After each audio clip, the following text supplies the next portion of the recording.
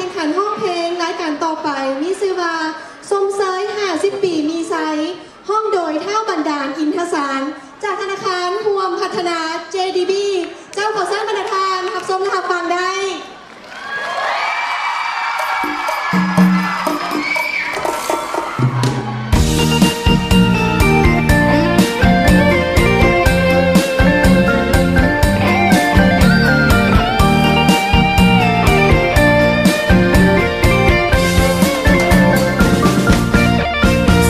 สมเสย50 ปีมีไซ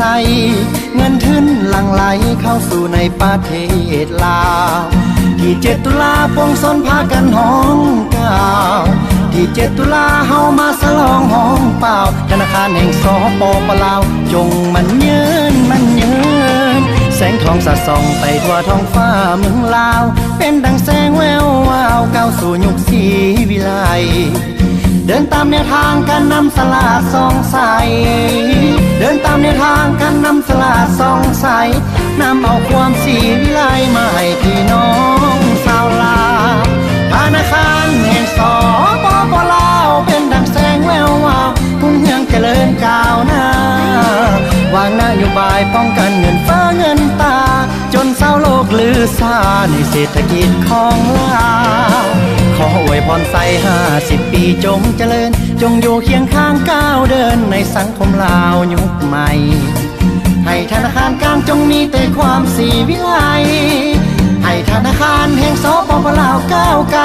50 ปีมีไซสุขกายสุขใจเด้อพี่น้องลาว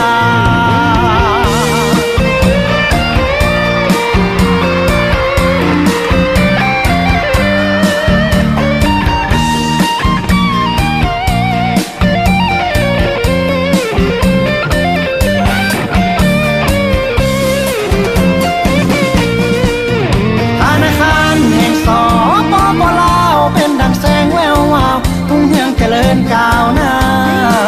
วางนโยบายป้องกันเงินฟ้าเงินตาจนเศร้าโลกลือซาในเศรษฐกิจของลาวขออวยพรใส่50 ปีจงเจริญจงอยู่เคียงข้างก้าวเดินในสังคมลาวยุคใหม่ให้ธนาคารกลางจงมีแต่ความศรีวิไลให้ธนาคารแห่งสปปลาวก้าวไกล50 ปีมีไซสุขกายสุขใจเด้อพี่น้องลาว